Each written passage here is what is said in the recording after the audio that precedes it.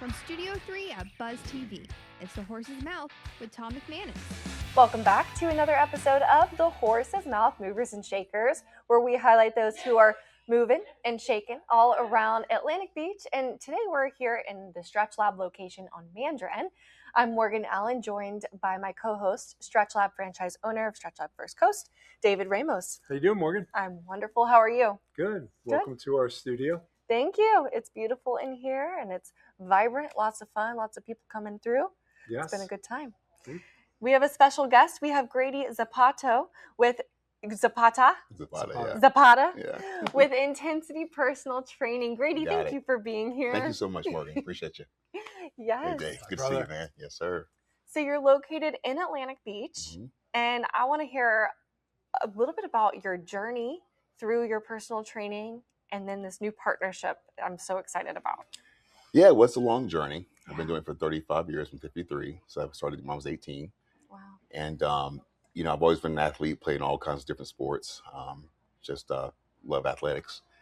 But I felt like when I was younger, I was working at the YMCA when I was 16, so I had an opportunity to work with a lot of young kids and teach them sports as a sports instructor.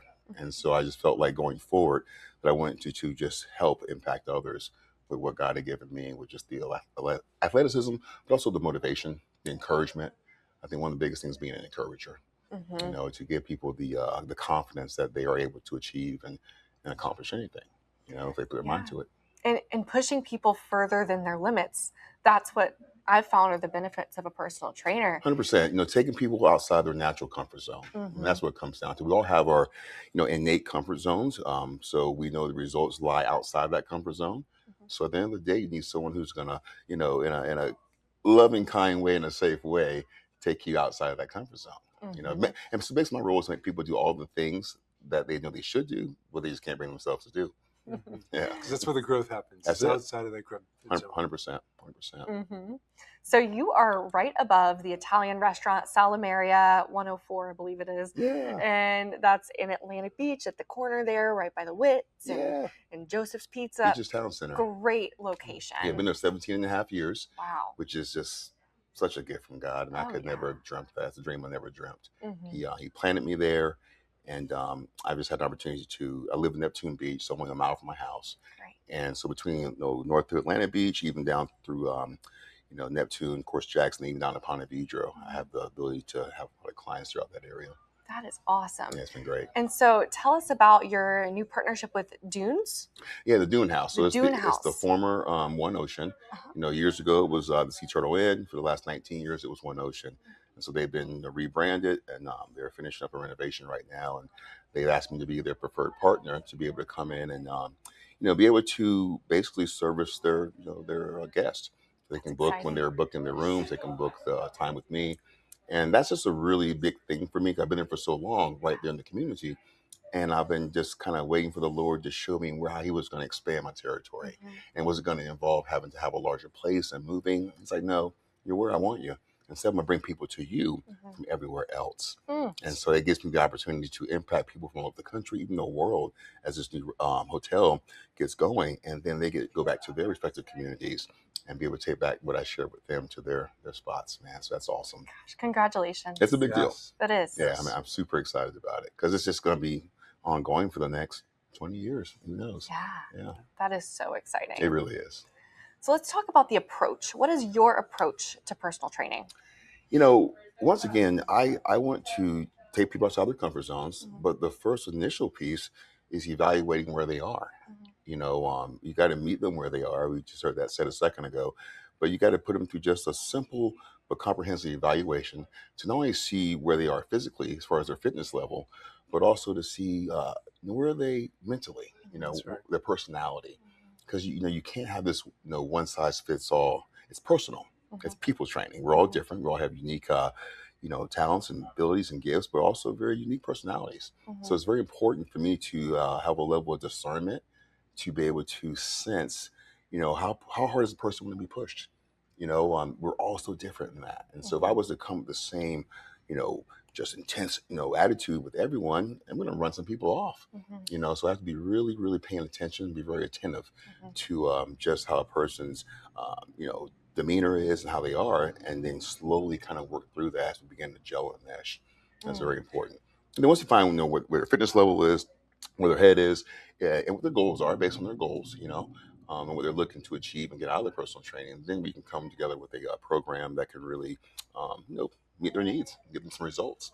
Because at the end of the day, it's all about getting results. Absolutely. You want to come, you want to be changed, you want to be changed for the better. And so the main thing is just finding out where they are and where they want to go, and help facilitate that process. I love it. Now, talk a little about, Morgan asked about the approach. We first met Jack's Christian Chamber. You can tell, obviously we've connected based on our faith, business leaders that are faith forward, right? You bring that into your approach and in that evaluation. We've spoken a lot, you and I, right? That it's a balance. You can, but really, if you're going to get the most out of life, it's balancing mind, body, and spirit. 100%. How do you bring that into, and how do you break that into your program to helping people along the body part? Yeah, we use the term like wellness or holistic wellness, and which kind of defines the whole balance between mind, body, and spirit. And so what I found is, the key to the longevity of the mind and body is your spirit. And so we never can downplay that. We get you going with the importance of this, let's work your body, and it takes your mind and tell your body what to do. But at the end of the day, the most important piece is being rooted in a strong faith, and knowing that it's because of your faith that you can have the power to do things with your body and have your mind be, focused, and focus on the right things. And so when I work with clients, we don't leave any of that out. We really emphasize the importance of having the balance in mind, body, and spirit. And then it goes into the fitness side, that triad again, the three-legged stool we talked about of cardio, strength, and flexibility. And what I've learned over the years of training, which is very important, you have the cardio, you have the strength and flexibility. So your heart, your muscles, and then the mobility and the elasticity of your muscles. But the key to the longevity of the cardio and the strength is flexibility, because it's kind of a catch-22. You got to do cardio and strength to stay fit and healthy, but they just makes you tight. So if you decide to neglect to do the stretching, especially early, it's going to bite you later. And so it's really important when I work with young people, especially, to make sure they have a solid foundation and understand you have to have all three pieces. Because if you decide to leave that one piece out, that flexibility piece, it's going to catch up to you eventually. That's me. I played college football, and really my program was all about focus on strength, right? I just needed to get, especially as a defensive lineman, move the guy in front of you, right? Speed to get around him, to get to the quarterback, but it was all about move, and it was not about the flexibility. And that I'm paying for now, which is really, for my wife and I, why we really focused in on Stretch Lab, because flexibility is key to movement. Movement is medicine, and it's tying those things back together. Yeah, and that's what creates the ability to have longevity. When you want to keep doing what you've always done when you were younger. Yeah. But aging is real, so if you're not doing the right things to let that continue on, it's just not going to happen. So we have to just really put that emphasis on the flexibility piece more than ever. Now, I believe. Now, especially now we've gotten older. That's when you really feel it. So I love being able to get that point across to the young people, to save them that. Fortunately for me, my mother was big into fitness. She's a second degree black belt in Taekwondo. So she taught me and showed me how important it was, not just to be fit, but how important flexibility was. And so I really got into stretching a lot when I was 14, 15 years old. I was racing bikes then, played a lot of basketball.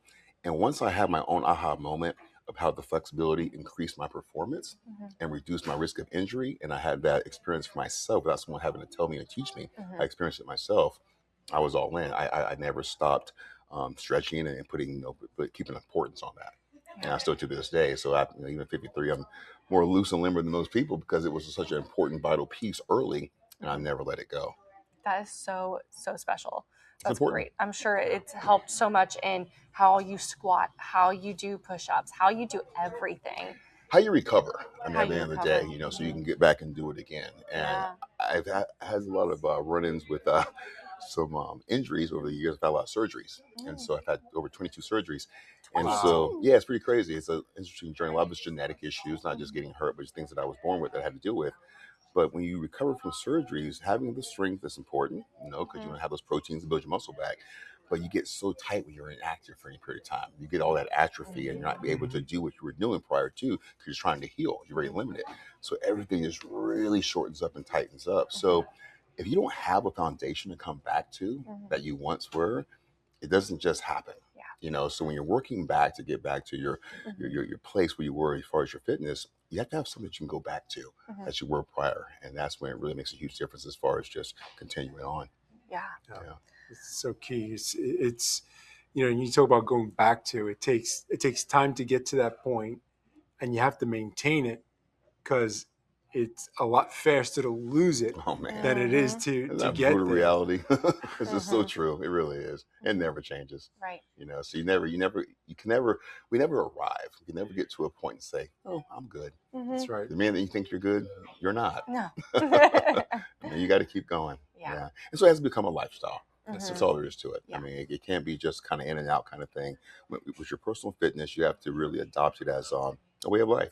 Yeah. You know, and it will always serve you well. You'll never regret being healthy and strong and in shape. You only regret not.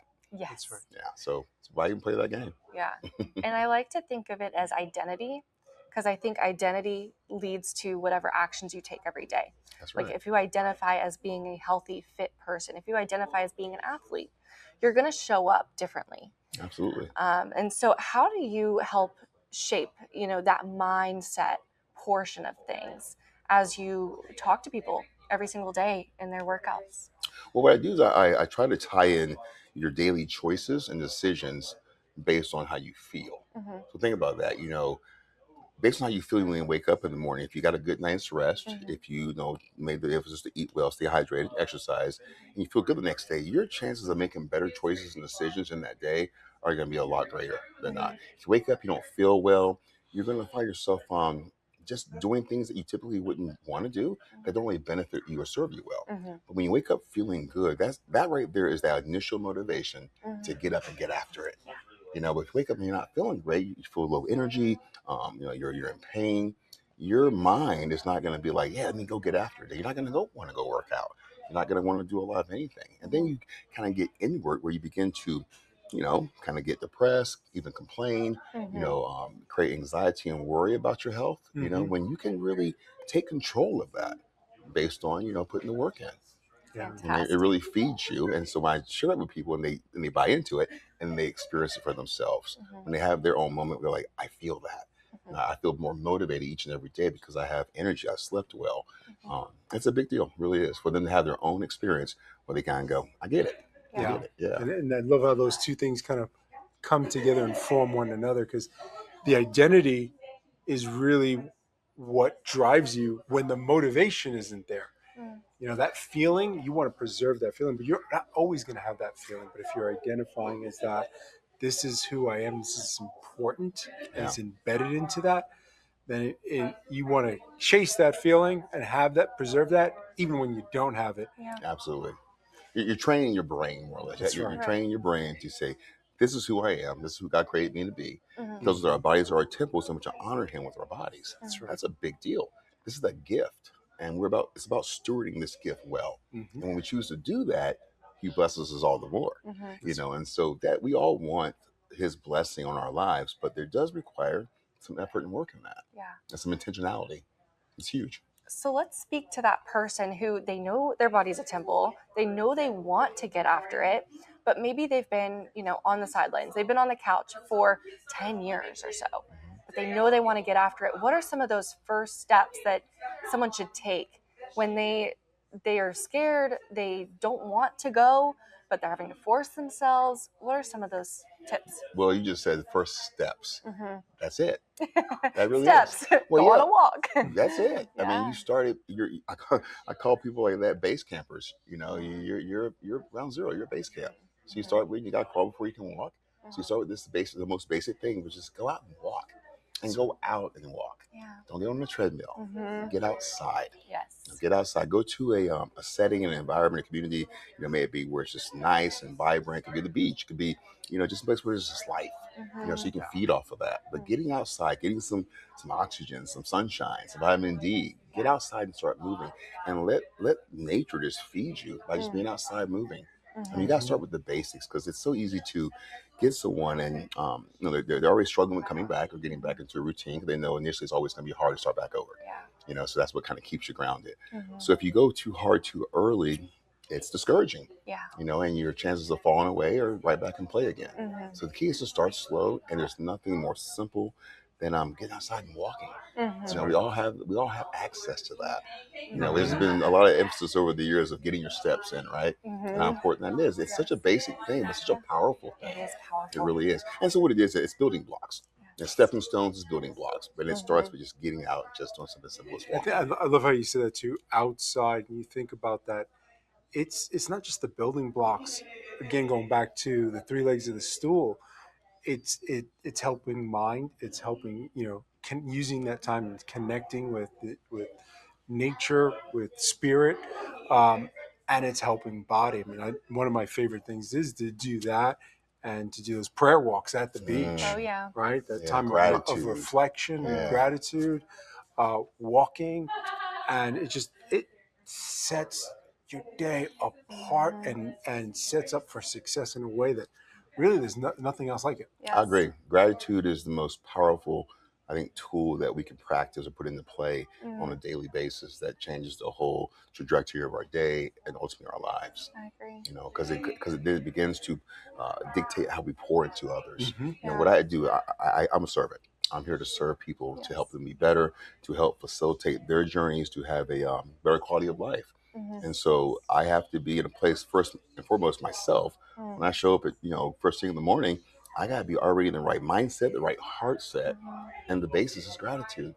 My routine before I start my day, it's getting an infrared sauna, getting a cold plunge, all these different things every single day. But during that process, I'm thanking God that I have these opportunities, these modalities, these tools to be able to help me be on my A game, so I can then in turn be the best for someone else. And so the thoughtfulness, the mindfulness of just always letting gratitude be the core attitude of my day, my life, is everything. Oh, yeah. It's huge. Oh, and I love a cold plunge. Oh yeah. Gosh, the mental toughness that creates. If you just anything that's hard in life, in a cold plunge will teach you. You just gotta 1, 2, 3, go. Send it. You can't think too much about it. You just gotta dive right in. And that's any stressful situation. Right. And then with the workouts, I like to think about, we have this huge boulder, and this is your mindset of motivation. It's like every day we wake up with this boulder. Some days the boulder's already rolling and we have that momentum. Yeah. But some days, after a week of not making it to the gym, that's a heavy boulder. Yeah. That thing is not budging and you feel exhausted. But as long as you push a little bit, it's going to get momentum again. And it's just remembering you can get it going again. And it's going to be easier the more you do it. Absolutely. That part. It's only hard till it's not. Right. And new things are always hard because they're new. They're not familiar, so they're going to be challenging initially. You mentioned these things with the challenging your body with the cold and the hot. Well, initially it's a tough thing, but then you begin to adapt and adjust. But the thing, that's a great analogy of the boulder and how some days it's just harder than others. So on those days we have to really learn to give ourselves grace. Yes. We really do. We got to give ourselves grace on those harder days. There's all kinds of factors that can dictate why that day's tougher. It can be simple things, not enough sleep, stress. But in any event, those days we have got to be really just focused on saying, you know what, it's okay. You're here. You showed up. Just get it in. Every day's not going to be a rock star day. That's right. Yeah, It's the dance of discipline and compassion. That's what I like to say. I like that. I love it. Thank you so much for coming on. Absolutely. It was so great to meet you, Thank Grady. you. Yes. Thank you, Millie. Thanks so Yeah. much. And viewers, we thank you for tuning in to another episode. If you want more information on intensity personal training, you can see his website right underneath this interview and many other profiles on the website. We'll see you in the next episode of The Horse's Mouth Movers and Shakers. We provide assisted stretching. And what is assisted stretching is it's a one-on-one stretch with a professional who we call flexologist. They'll look at your activity levels, what you like to do, if there are any pain points, chronically tight areas, build a program, and you'll come into our studio on a bench and we'll work those muscles. You're involved in the process, you're pushing back, where we use a process called PNF to get a deep stretch.